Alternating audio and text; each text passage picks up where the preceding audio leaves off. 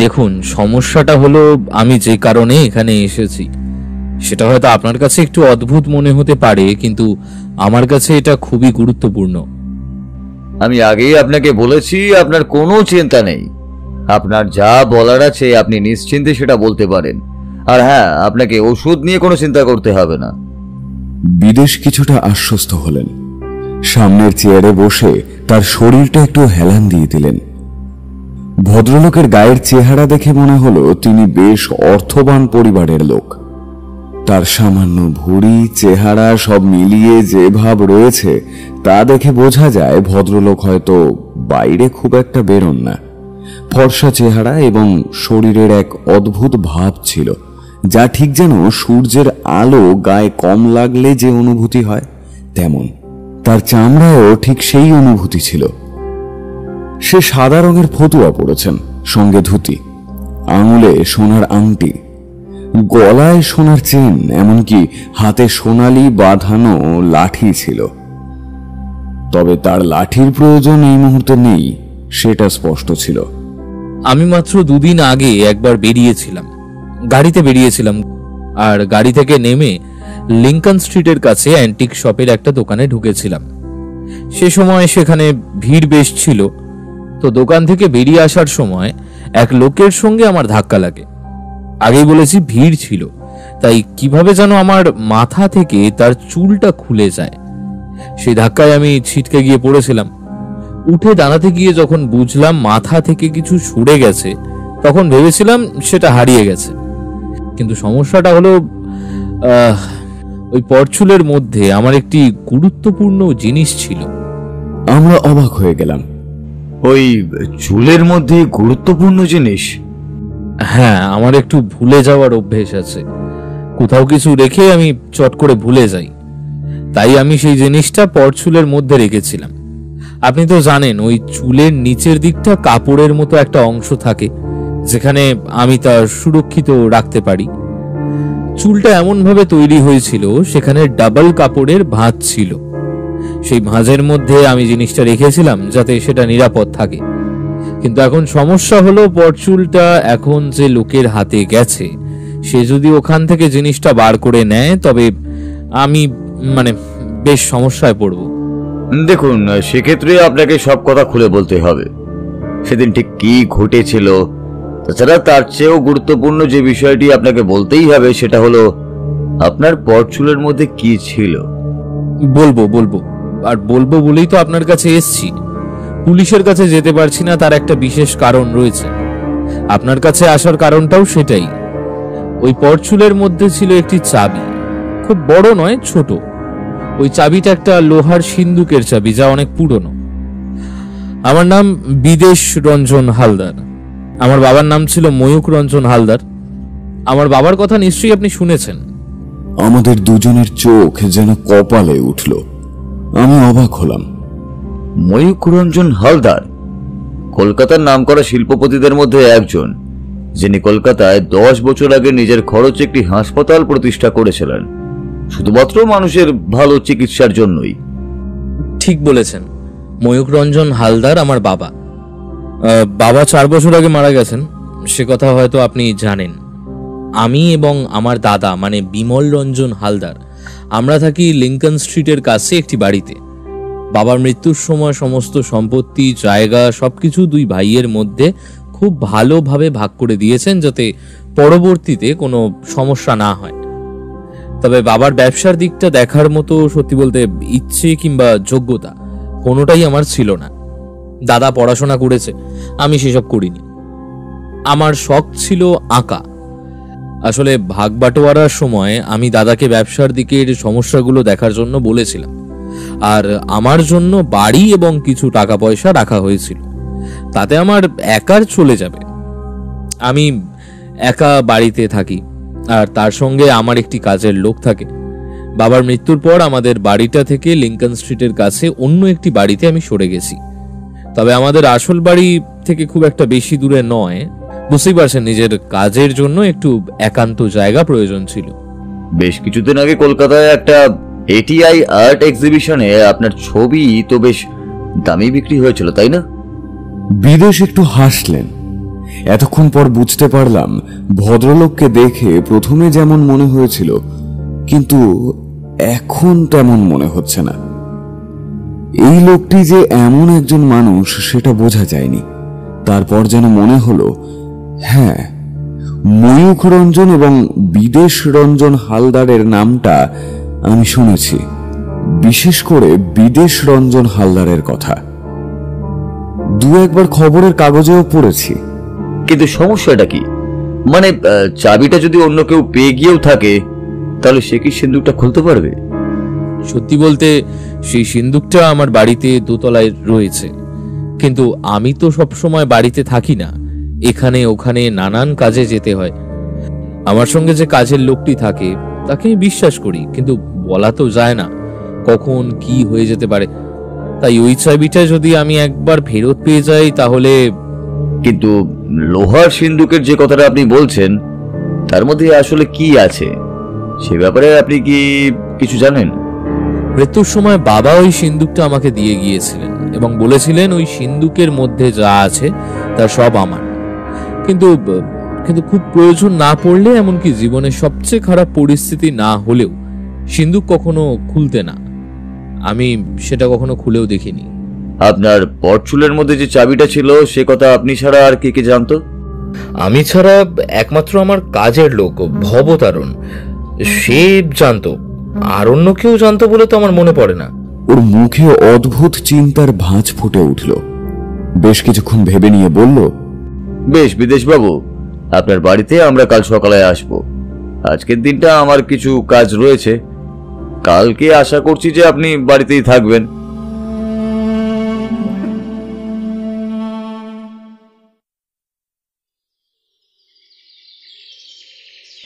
বাবুর মাথার চুলে যে চাবিটা ছিল সে কথা আমি বহুদিন ধরেই জানি। বড়বাবু মারা যাওয়ার পর থেকেই যখন আমরা এখানে চলে এলুম, তখন থেকেই বাবুর মাথার চুলে ওই চাবি ছিল। আচ্ছা, তুমি ছাড়া সে কথা কি আর কেউ জানতো?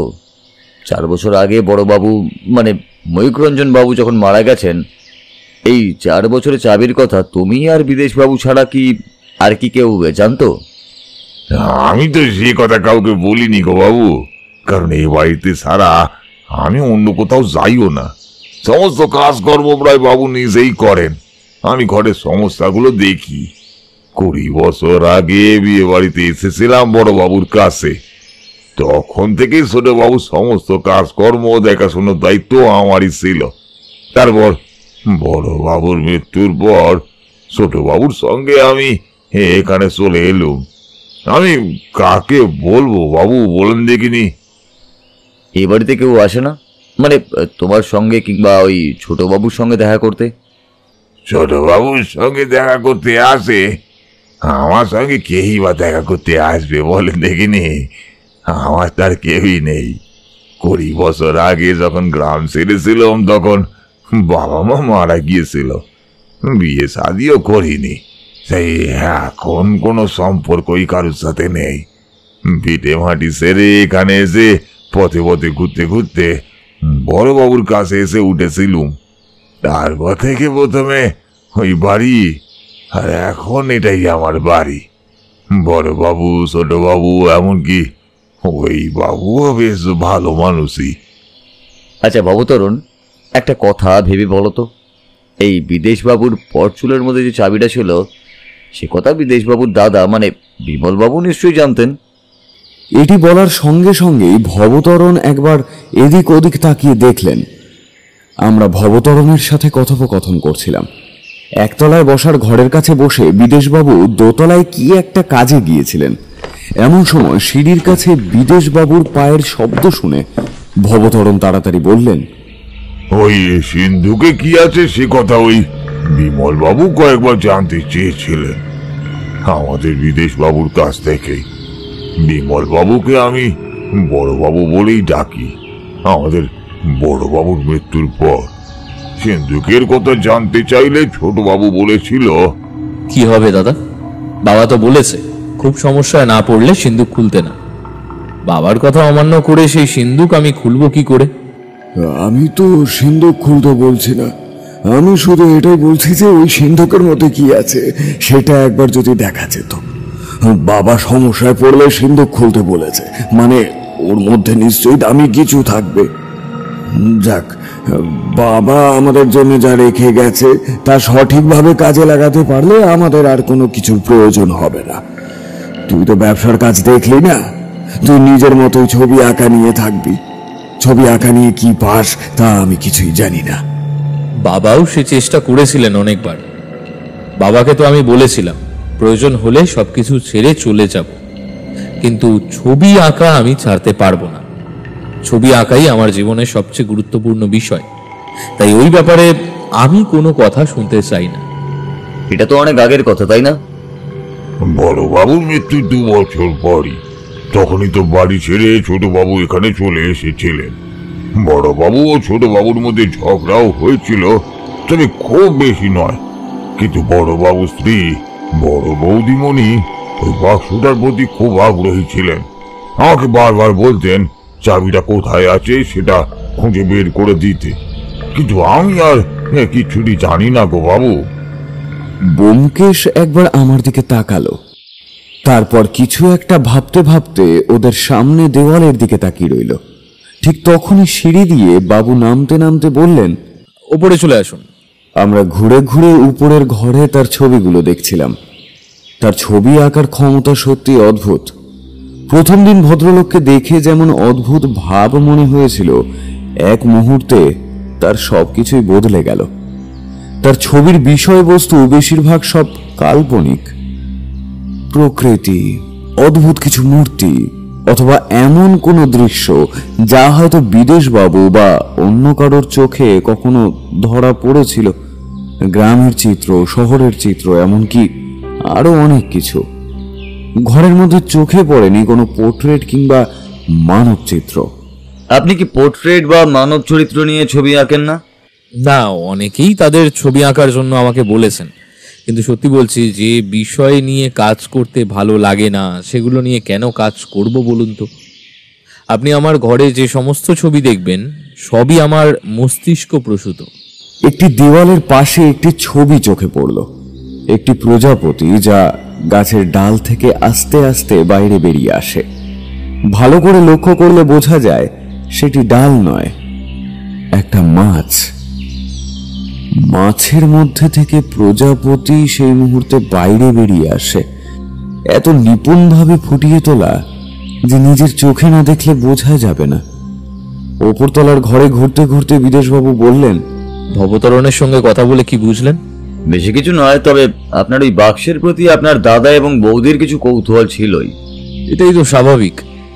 সমস্ত সম্পত্তি যেখানে বাবা ভালোভাবে ভাগ করে দিলেন, কারণ ব্যবসার ব্যাপারটা আমি দেখতে পারবো না, সেই জন্য সেটা দাদাকে দেওয়া হয়েছিল, এবং তার বদলে আমাকে কলকাতার বাইরে একটা বাড়ি এবং কিছু জমি জমা দিয়ে গিয়েছিলেন। সব দিকেই আমরা দুজনেই সন্তুষ্ট ছিলাম, তবে বাক্সটা শুধুমাত্র আমায় দিয়ে গিয়েছিলেন। স্বাভাবিক নয় কি? কৌতূহল যে আমার ছিল না তা কিন্তু নয়, কিন্তু বাবার কথা অমান্য করতে আমি পারিনি। আপনার কি মনে হয় ওই বাক্সের মধ্যে কি থাকতে পারে? আমার মনে হয় এই বাক্সের মধ্যে এমন কিছু একটা আছে যা বাবার কাছে খুব প্রিয় ছিল, এবং সেটি হয়তো আমারও খুব প্রিয় হবে, আর সেই কারণেই বাবা সেটা আমায় দিয়ে গিয়েছেন। তাছাড়া কঠিন দুঃসময়ে বাবার জন্য আলাদা করে টাকা পয়সা রেখে যাবেন এমনটা আমি মনে করি না, কিন্তু ওই বাক্সে এমন কিছু থাকতে পারে যা টাকার মূল্যে মূল্যবান না হলেও অন্য কোনো মূল্যে অবশ্যই দামি। আমারও ঠিক তেমনটাই মনে হয়। আচ্ছা, যেখান থেকে আপনার ওই বট চুলটা চুরি হয়েছিল সেই অ্যান্টিক শপের ঠিকানাটা আমাকে একবার দিন তো, সেখানে গিয়ে একবার দেখে আসতে হবে। এরপর বিদেশবাবুর সঙ্গে কিছু কথা বলে আমরা ফিরে এলাম। কি মনে হচ্ছে? কোন ব্যাপারে বলছো? এটাই তো, তুমি কাল বিদেশবাবুকে কথা দিয়ে এসেছিলে তার চেনা সেই অ্যান্টিক শপে গিয়ে একবার খোঁজ খবর নেবে। তাছাড়া আজ সকালে বেরিয়ে কোথাও গিয়েছিলে, পুটিরাম বলল ওখানে গিয়েছিলে নাকি। আমি তো জানি সকালে তুমি একটু ব্যস্ত ছিলে, ফিরতে ফিরতে দুপুর হয়ে গিয়েছিল। তারপরে সে শুনলাম তুমি খাওয়া দাওয়া না করেই নিজের ঘরে চলে গেছো। বুঝলাম ব্যস্ত ছিলে, তাই বিরক্ত করিনি, কিন্তু এখন তো বলো ব্যাপারটা কি হলো। আমরা ঘরে বসেছিলাম, সামনে চায়ের কাপ। ব্যোমকেশ চায়ের কাপে লম্বা করে চুমুক দিচ্ছিল আর হাতে খোলা খাতার দিকে তাকিয়ে কি যেন দেখছিল। বুঝতে পারছিলাম বিদেশবাবুর চাবি চুরির ব্যাপারটা নিয়ে ও ভীষণভাবে জড়িয়ে পড়েছে, কিন্তু এতটা গভীরভাবে ভাবার মতো কিছু এখনো হয়নি। চুলটা চুরি করেছে, সেটা খুঁজে বের করতে পারলে সমস্যা মিটে যাবে। তবে সিন্ধুকে কি আছে সে ব্যাপারে আমারও কিছু কৌতূহল ছিল। ওখানে গিয়েছিলাম, ক্যানিং স্ট্রিটের কাছে ওই অ্যান্টিক শপে। প্রথম দিন বিদেশবাবু সামান্য কিছু ভুল বলেছিলেন। লিঙ্কন স্ট্রিটের কাছে অ্যান্টিক শপের কথাও উনি বলেছিলেন, কিন্তু আজ ঠিকানা দেওয়ার সময় দেখলাম সেটা ক্যানিং স্ট্রিটের কাছে হতে পারে। তিনি হয়তো ভুলবশত কথাটা বলে ফেলেছিলেন। যাই হোক, যথারীতি আজ সকালে সেখানে গিয়ে পৌঁছালাম। ছোটখাটো দোকান, বেশি বড় নয়, কিন্তু জিনিসপত্র অনেক রয়েছে। সকালের এই সময়টা বোধহয় খদ্দেরদের ভিড় কমই থাকে। ক্যাশ বাস্কের কাছে বসে একজন মধ্যবয়স্ক ভদ্রলোক, পাকা চুল, তিনি হিসাব করছিলেন। আমি এগিয়ে গেলে তিনি সামান্য উঠে এসে বললেন, বলুন স্যার, আপনাকে কি দেখাবো? আমি কিছু দেখতে আসিনি, আমি এসেছি মিস্টার হালদার অর্থাৎ বিদেশ রঞ্জন হালদারের তরফ থেকে। কয়েকদিন আগেই আপনার এই দোকানেই তার সঙ্গে একটা ছোট্ট দুর্ঘটনা ঘটেছিল। আপনার সে বিষয় নিশ্চয়ই মনে আছে? হ্যাঁ, মনে থাকবে না কেন? উনি তো আমাদের একরকম বলতে গেলে নিয়মিত কাস্টমার। নতুন কোনো জিনিসপত্র এলে ওনাকে ডাকা হয়। তাছাড়া ভদ্রলোকের আঁকার হাতও চমৎকার। কলকাতার নাম করা চিত্রশিল্পীদের মধ্যে বিদেশ রঞ্জন বাবুকে বাদ দিলে তো আর চলে না। আপনি বসুন। তখন আমি আমার পরিচয় দিলাম। তুমি তো জানো এই সমস্ত কাজে আমি যেটা ব্যবহার করে থাকি সেটা হলো ছদ্মবেশ। আর সেই ছদ্মবেশে আমাকে চেনার ক্ষমতা মাঝে মাঝে তোমারও হয়ে থাকে না। তাহলে ওই দোকানদার যে আমায় আগে খুব ভালোভাবে দেখেনি, সে আমাকে চিনবেই বা কিভাবে? যাই হোক, অন্য একটা পরিচয় দিয়ে তার কাছে ব্যাপারটা খুলে বললাম আমি পুলিশের লোক।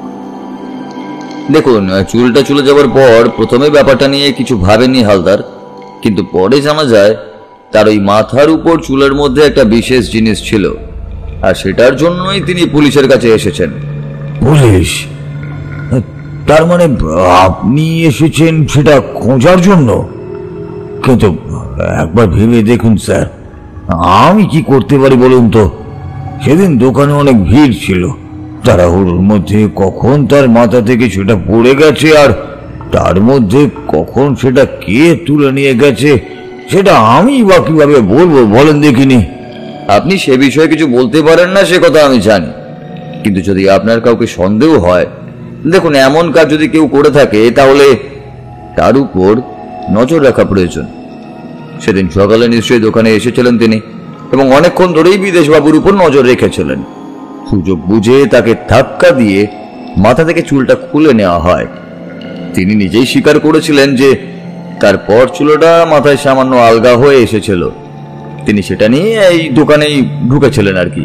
তারপর ভেবেছিলেন পরে হয়তো সেটা ঠিক করে নেবেন। তবে তার আগে, না স্যার, আমি তো তেমন কিছুই জানি না। তবে কি ব্যাপারে? সেদিন তো বিদেশবাবুর সঙ্গে আমার কথাও হয়েছিল। ওটা হারিয়ে খুব উনি ভেঙেই পড়েছিলেন, কিন্তু তখন তো বলেনি ওর মধ্যে কিছু একটা ছিল বলে। এমনিতে সেটা গোপনীয়, তাই বাইরে বলা সম্ভব নয়। একটা কাজ করুন, যদি কোনোভাবে এই বিষয়ে আপনার কিছু মনে পড়ে তাহলে আপনি আমার সঙ্গে যোগাযোগ করবেন।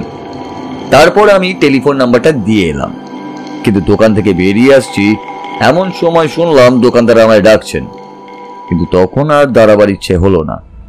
মাথায় অন্য একটা ব্যাপার ঘুরছিল, তাই সেখান থেকে বেরিয়ে এলাম। দোকানদার যা বলেছে তার মধ্যে তো কোনো ফাঁক নেই, সমস্ত কথাই সত্যি বলেছেন তিনি। আর যদি এমন কিছু হয় তাহলে এই ক্ষেত্রে তারও তো কোনো দোষ দেওয়া যায় না। যদি কেউ সেটি নিয়ে যায় তাহলে উনি কি করবেন? কিন্তু আসল কথাটা হলো, সেদিন যে বিদেশবাবুর মাথার উপর চুলটা আলগা হয়ে গেছিল সে কথা অন্য কেউ জানলো কিভাবে? ওটা নেওয়ার কি তার অন্য কোনো কায়দা ছিল? বিদেশবাবু একা একা যাতায়াত করেন, দিনের বেলা কিংবা রাতের বেলাতে যে কোনো মুহূর্তে তাকে ধরে তার মাথা থেকে চুলটা খুলে নেওয়া কঠিন কোনো ব্যাপার নয়, কিন্তু কাজটা এমন ভাবে করারই বা কি কারণ ছিল? হতে পারে যে কাজটা করেছে তাকে বিদেশবাবু খুব ভালোভাবে চিনতেন, আর সেই কারণেই ওই কাজটা করতে গিয়ে এত কৌশল প্রয়োগ করা হয়েছিল। ধাক্কা দিয়ে চুরি করার প্রয়োজন পড়েছিল। আমাদের সবচেয়ে বড় সমস্যা হলো বিদেশবাবুর ভুলে যাওয়ার প্রবণতা। তিনি অনেক কিছু বিভিন্ন জায়গায় রেখে ভুলে যান। ঠিক তেমনই হয়তো চাবির কথা অন্য কাউকে বলে সেটাও ভুলে গেছেন।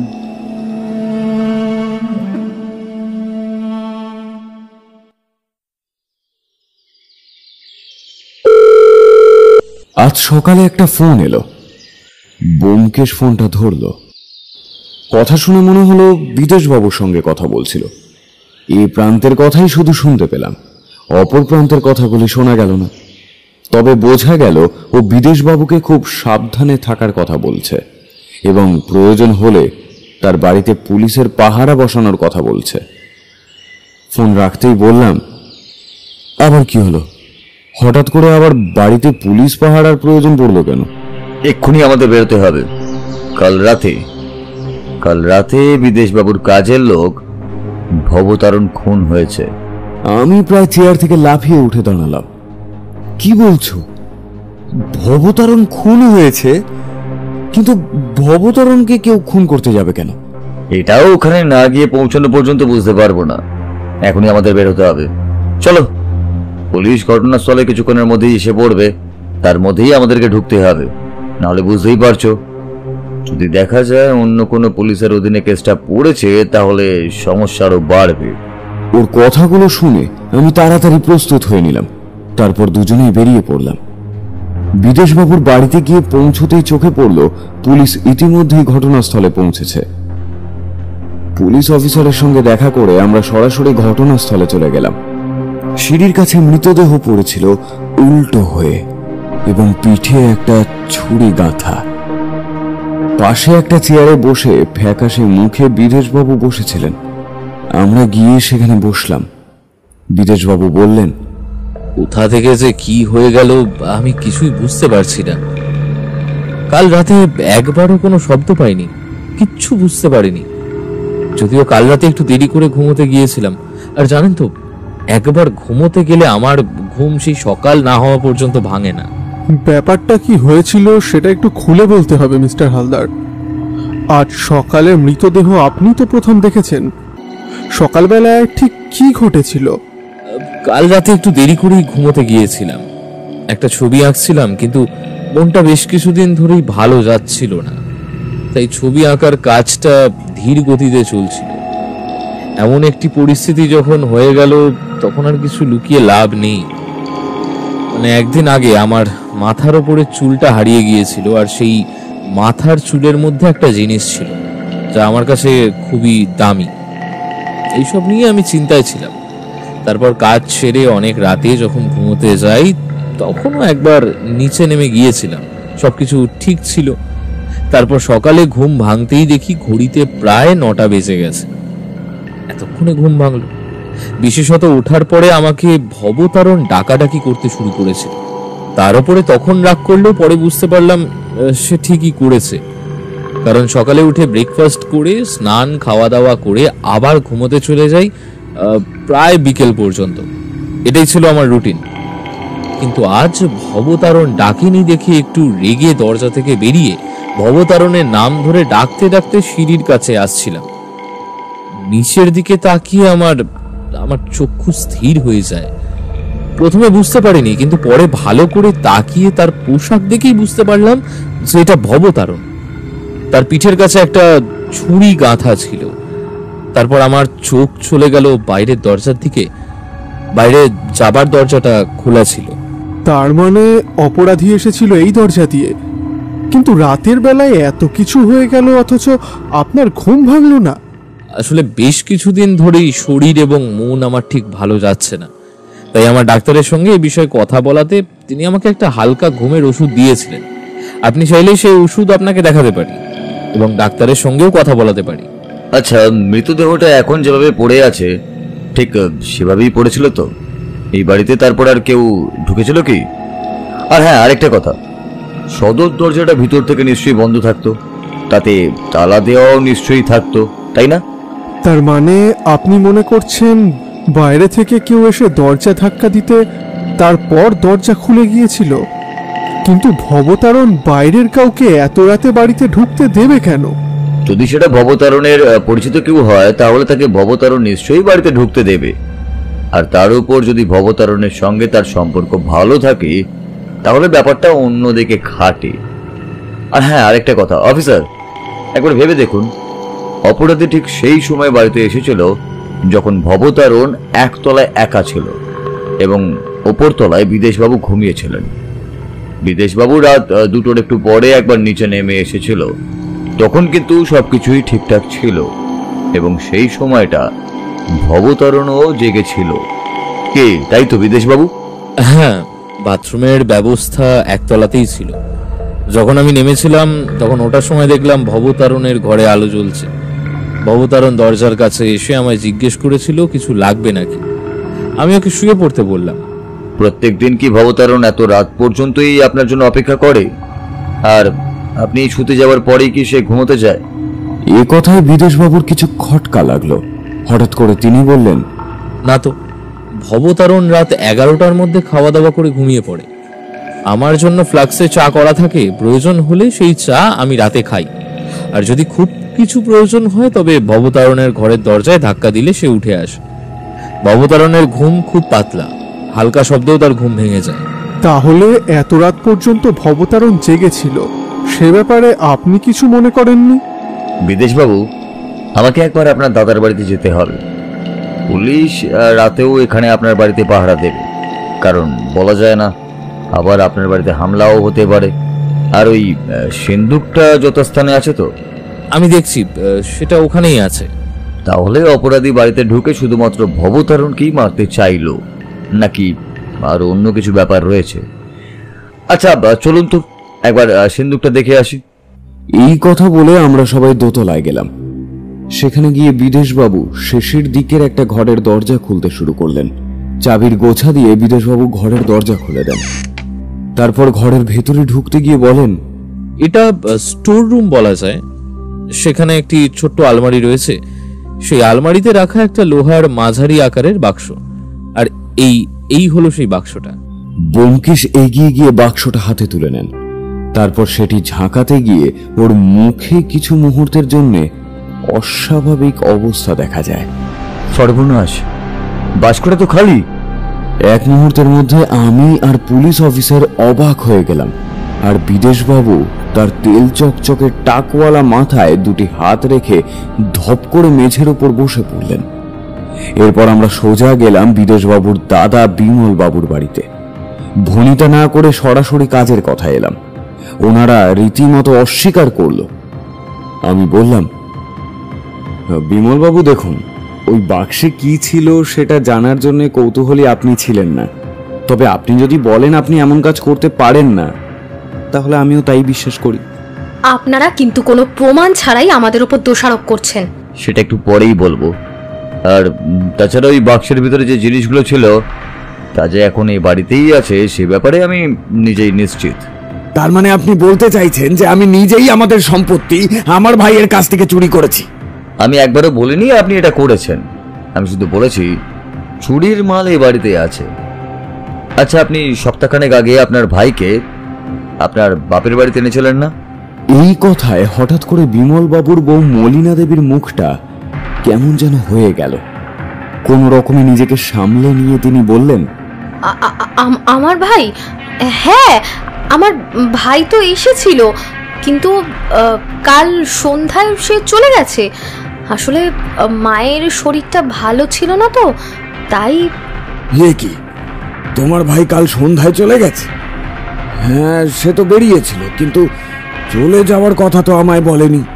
আর তাছাড়া তোমার মায়ের অসুস্থতার খবরও এখন জানলাম। তোমায় বলবো বলেই ভাবছিলাম।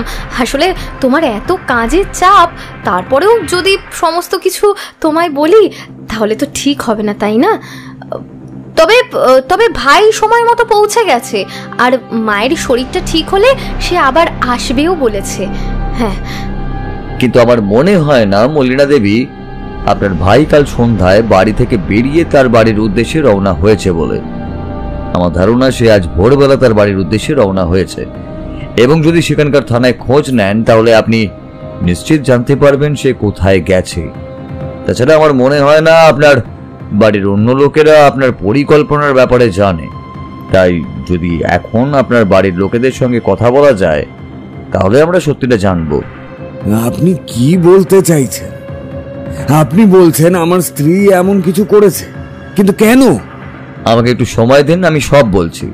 হ্যাঁ, আপনার বাড়ির সম্বন্ধে খবর নেওয়ার ব্যবস্থা হয়ে গেছে এবং আপনার দারোয়ানের সঙ্গে ভালোভাবে কথা বলে বোঝা যাবে যে আপনার ভাই আজ ভোরবেলা এখানে এসেছিল এবং তার কিছুক্ষণ পরেই সে আবার চলেও গেছে। টাকা দিয়ে তাকে ঠকানো সম্ভব, তবে জেরার চাপে সব সত্যই একদমই ভেঙে পড়বে। আপনি মিথ্যে বলছেন। আপনার দারোয়ান আমাদেরকে সবকিছুই বলেছে। আজ ভোরবেলায় আপনার ভাই এখানে এসেছিল এবং সে তার কিছুক্ষণ পরেই এখান থেকে চলে গেছে। আমার ভাই কাল রাতে শেষের দিকে ভোরবেলা।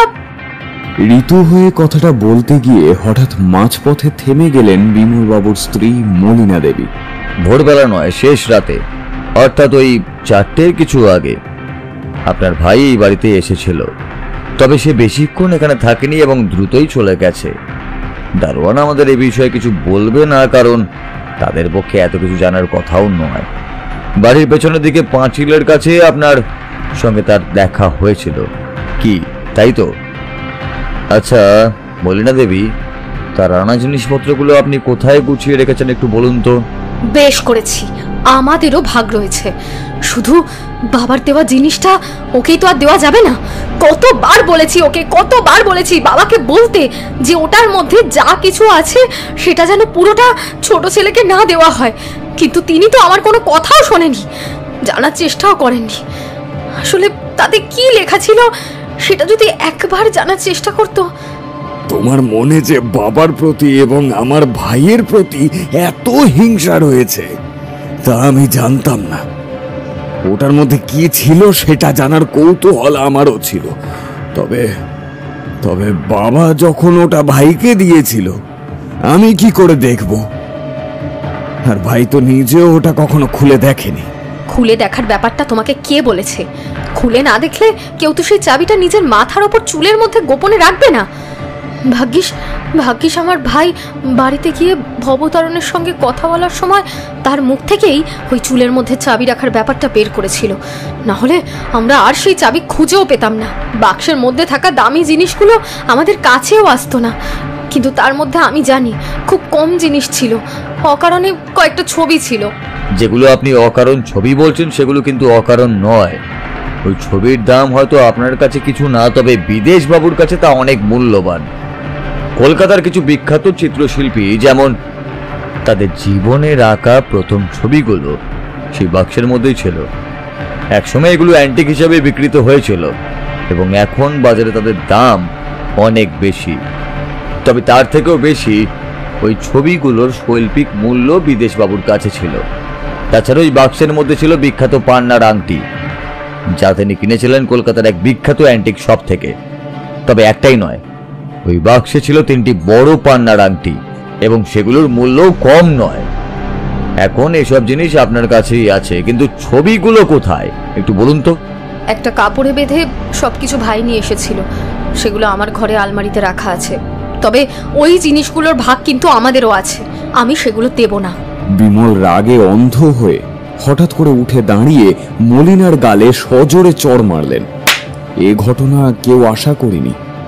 বিমলবাবু হাত তোলা উচিত নয়, তাছাড়া বাইরের লোকের সামনে তো একদমই উচিত নয়। আপনি থামুন, পুলিশ এলে তারা ব্যবস্থা নেবে। অফিসার এবং কনস্টেবল খুব তাড়াতাড়ি এসে পৌঁছাবে। বিমলবাবুর স্ত্রীর চোখে মুখে তখন ভেঙে পড়ার চিহ্ন দেখা গেল। তিনি কান্নায় ভেঙে পড়লেন এবং শাড়ির আঁচলে মুখ ঢেকে ফেললেন। বিমলবাবু রাগে থরথর করে কাঁপতে কাঁপতে বললেন, আমি ভাবতে পারছি না, আমি ভাবতেই পারছি না ভাই আমাকে এত বড় একটা ব্যবসার অংশ দিল। ভাইয়ের সেই গ্রামের জমি বাড়ি অর্থ সম্পত্তি বাবা যা তাকে দিয়েছিল তার চেয়ে 3 গুণ বেশি আমায় দিয়ে গেছে। আমার ব্যবসার অংশ বিক্রি করলে আমি ভাইয়ের চেয়ে 3 গুণ টাকা পেয়ে যাব। তাছাড়া এই ব্যবসা যদি এভাবেই চলতে থাকে তাহলে আমার 3 পুরুষ নিশ্চিন্তে পায়ের উপর পা তুলে বসে খেতে পারবে। তারপরেও তোমার এত লোভ ছিল শুধু ওই বাক্সের মধ্যে থাকা কিছু জিনিসের জন্যে। বিমলবাবু এই কথাগুলো বলার পরেই বুঝতে পারছিলাম তার মনে আবেগের ঝড় বয়ে যাচ্ছে। একটু পরেই দরজা দিয়ে ঢুকলেন বিদেশবাবু, সঙ্গে পুলিশ অফিসার। আপনার কথা মতো খবর পাঠিয়ে দিয়েছি, আশা করছি বিকেলের মধ্যে কিছু একটা জানতে পারবো। পথে বিদেশবাবুর সঙ্গে দেখা হলো, তাই তাকে নিয়ে চলে এলাম। দাদা, এসব আমি কি শুনছি? তুমি নাকি... সব কিছু আমার জন্য হয়েছে রে, সব কিছু আমার জন্য হয়েছে। আমি যদি এতটা বিশ্বাস না করতাম, যদি সবকিছু এমন ভাবে ছেড়ে না দিতাম, তাহলে হয়তো আমাদের কাজের লোক হরিচরণ বলেছিল যে সে আমার স্ত্রীর সাথে ওই বাক্সের ব্যাপারে তার ভাইয়ের সঙ্গে কথা বলতে শুনেছে, কিন্তু আমি তখন কিছুই বুঝতে পারিনি। তাহলে তো অফিসারের কথাই সঠিক। বাক্সের ব্যাপারে তোমরা যদি কিছু বলতেও আমি সেটি এমনিই দিয়ে দিতাম। বাবা আমাকে যা দিয়ে গিয়েছিল তার মূল্যটা টাকা দিয়ে পরিমাপ করা যায় না। আমার কাছে সেটা ছিল বাবার স্মৃতি হিসেবে। আমি তো দাদাকে বলেছিলাম যদি কোনো সমস্যা হয় তখন আমরা সেই বাক্স খুলে যা কিছু পাবো তা ভাগাভাগি করে নেব। বিদেশবাবুর কথায় বুঝতে পারলাম ভবতারণের মৃত্যুতে বিদেশবাবু যে এতটা শোকাহত হয়ে পড়েছিলেন সেটা আমরা আগে ঠিকভাবে বুঝতে পারিনি। বিমলবাবুর স্ত্রী আর কিছু বলছেন না, বিমলবাবুও যেন স্তব্ধ হয়ে গেছেন। তাদের বাড়ির 3 জন কাজের লোক একটু দূরে দাঁড়িয়ে আছে। পরিস্থিতি কিছুটা অস্বাভাবিক হয়ে গিয়েছিল। ঠিক আছে অফিসার, চুরি হওয়া সমস্ত কিছুই এই বাড়িতেই আছে, এখান থেকে ব্যাপারটা আপনি হ্যান্ডেল করুন। আর ওই ছেলেটির খোঁজ পেলে একবার আমায় জানাবেন। এখন আমাদের কাজ এখানেই শেষ। বিদেশবাবু, আপনার চুলের মধ্যে যে চাবিটা ছিল সেটা হয়তো আপনি খুঁজে পাবেন, জিনিসগুলোর কথা আমি জানি না। বিদেশবাবু কোনো উত্তর দিলেন না, পাথরের মূর্তির মতো বসে রইলেন। সামনের চেয়ারটায় তিনি বসলেন। আমরা বেরিয়ে এলাম সেখান থেকে। রাস্তায় এসে বললাম, আরেকটা কথা বলো, তুমি তো বলেছিলে ছেলেটি ধরা পড়লে বাকিটুকু বলবে। এখন তো সে ধরা পড়েছে, কিন্তু কি? ধরা পড়েছে, স্বীকার করেছে, কিন্তু চাবিটা এখনো খুঁজে পাওয়া যায়নি। আর দুঃখের বিষয় কি আর বলবো, এত দামি আর এত বিখ্যাত 3টে পেন্টিং যেগুলো ময়ূররঞ্জন বাবু নিজের জীবন দিয়ে আগলে রেখেছিলেন, সেগুলো তাদের হাতে পড়ে নষ্ট হয়ে গেছে।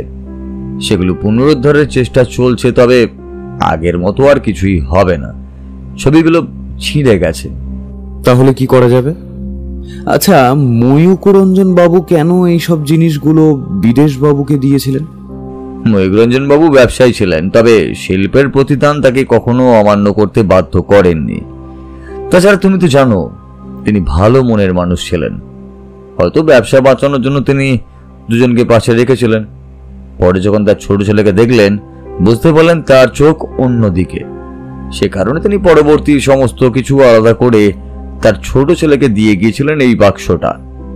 আর এই বাক্সটার মধ্যে ছিল তার 3টি বিখ্যাত ছবি, দামি অলংকার সহ, যা বিক্রি করে হয়তো তার অসময়ে কাজে লাগতে পারত। শিল্পীর জীবন সবসময় সুখকর হয় না, তুমি তো জানো। তাই হয়তো ভবিষ্যতে কিছু হতে পারে ভেবে ভয় তিনি এই কাজটাই করেছিলেন। কিন্তু বাকিটা কিভাবে হলো? মানে চুল চুরি, আর তারপর ওই বাড়ি থেকে বাক্সের মধ্যে থাকা সমস্ত কিছু চুরি করা। এখানেই হলো আসল গল্প।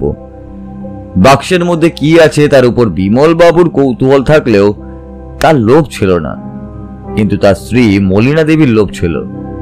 তার বাড়ির এলাকায় খোঁজ খবর নিয়ে জানা গেছে তিনি যে পরিবার থেকে এসেছেন সে পরিবার মধ্যবিত্ত। তার পরিবারের অন্যান্য লোকেদের স্বভাব চরিত্র সম্পর্কে খুব একটা ভালো খবর আমরা পাইনি। বাক্সের প্রতি তার একটা লোভ বরাবর থেকেই ছিল। তারপর যখন তার ভাই এখানে আসে তখন থেকেই সেটা আরো বেড়ে যায়। তার ভাইয়ের ব্যাপারে খোঁজ নিয়ে জানা যায় সেই বছর 3 জেল খেটেছিল। জেল থেকে বেরিয়ে মাসখানেক আগেই সেখানে থাকতে শুরু করেছিল। প্রথম সবই ঠিক ছিল, কিন্তু তারপরে ভাইয়ের সঙ্গে বাক্সের ব্যাপারে কথা বলতে বলতেই একটা পরিকল্পনা করে ফেলে মলিনা দেবী। বিমল বাবুর স্ত্রী বা মলিনা দেবীর ভাই বাড়িতে এসে সময় সুযোগ করে ভবতারণের সঙ্গে আলাপ জমিয়ে ফেলে এবং তার কাছ থেকে সমস্ত কিছু জানে। সেদিনও হয়তো সকালের দিকে অথবা তার আগে কোনো একটা সময় বাড়িতে গিয়েছিল মলিনা দেবীর ভাই বিশ্বনাথ। তারপর সেই অনুযায়ী সে চাবিটা চুরি করে এবং অন্যদিন, মানে যেদিন ওই বাড়িতে যায় সেদিন তার কথাতেই বোধহয় দরজাটা খুলে দিয়েছিল ভবতারণ। কিন্তু ভবতারণ বোধহয় কোনোভাবে এই কাজের সঙ্গে যুক্ত হতে চায়নি, তাই বাধ্য হয়ে তাকে খুন করতে হয়। হয়তো চিৎকার করেছিল, কিন্তু ঘুমের ওষুধ খেয়ে ঘুমিয়ে পড়েছিলেন বিদেশবাবু, তাই কিছুই শুনতে পাননি। তারপর চাবি খুলে ঘরের দরজা খুলে বাক্স থেকে জিনিসটা নিয়ে আসাটা কঠিন কাজ ছিল না, কিন্তু সমস্যাটা বাঁধিয়ে ফেলল ভবতারণের মৃত্যু এবং দরজা খোলা থাকা। ওইখানেই আমার সন্দেহ হয়, কেন ভবতারণ দরজা খুলে দিল? তাহলে চেনা কেউ ঘরে ঢুকেছিল, কিন্তু সেটা কে? ভবতারণের ব্যাপারে খোঁজ নিয়ে জানা যায় সত্যি সত্যি সে 20 বছর আগেই এখানে এসেছিল এবং গ্রামে গঞ্জে তার পরিবারের কোনো চিহ্নই আর ছিল না। তার মানে তার পরিচিত কেউ হতে পারে না, একমাত্র বিদেশবাবু ছাড়া। বিমলবাবু সে কাজটা করবে না, আর তার ব্যাপারেও আমি খোঁজ খবর নিয়েছি। ভবতারণ জানিয়েছিল বিমলবাবুর চেয়ে তার স্ত্রীর ওই বাক্সের ব্যাপারে কৌতূহল বেশি ছিল। তারপর খোঁজ নিয়ে জানা যায় কিছুদিনের মধ্যে বিমলবাবুর স্ত্রীর ভাই এসেছিল। তারপর খোঁজ খবর নিয়ে জানা যায় কিছুদিনের মধ্যেই বিমলবাবুর স্ত্রী মলিনা দেবীর ভাই এসেছিল। এরপর 2-2 করতে পারি এবং কাল সকালে অফিসারকে দিয়ে মলিনা দেবীর ভাইয়ের ব্যাপারে খোঁজ করতে গিয়ে জানা যায় যে সে জেল খাটা আসামি এবং এর আগেও সে এমন কাজ করেছে। তারপরে এই বাড়ি থেকে 3টি ছবি, পান্না এবং সোনার গহনাগুলো উদ্ধার করার পর বাকি তো সবকিছুই পরিষ্কার হয়ে যায়, তাই না ভাইয়া? ভাইয়ে ভাইয়ের সম্পত্তি নিয়ে বিবাদ হয় বলে শুনেছি, কিন্তু এখানে ভাইয়ে ভাইয়ে বিভক্ত তো দূরের কথা, এত সম্পত্তি নিয়ে এত সুন্দর বন্টন, এটা আমি খুবই কম দেখেছি। অথচ তারপরেও এত কিছু। অর্থই অনর্থের মূল, বুঝলে? যদি ময়ূররঞ্জন বাবুর অর্থ কম থাকতো তাহলে ভাগাভাগিটা খুব ভালোভাবেই করতে পারতেন, তারপরে হয়তো আর কোনো সমস্যাই হতো না। বেশি অর্থ থাকার কারণে সমস্যাটা হয়েছে। শুধু শুধু মাঝখানে ভবতারণের প্রাণটা চলে গেল। চলো চলো, আজ একটু ঘুরে আসি, অনেকদিন হলো বাইরে কোথাও আর যাওয়া হয়নি। আমি মনে মনে হাসলাম। বউঠান বাড়িতে নেই, তাই ঘুরে নাও। হ্যাঁ ঠিকই বলেছ, বিয়ে তো করনি, করলে বুঝতে পারতে। এখন চলো।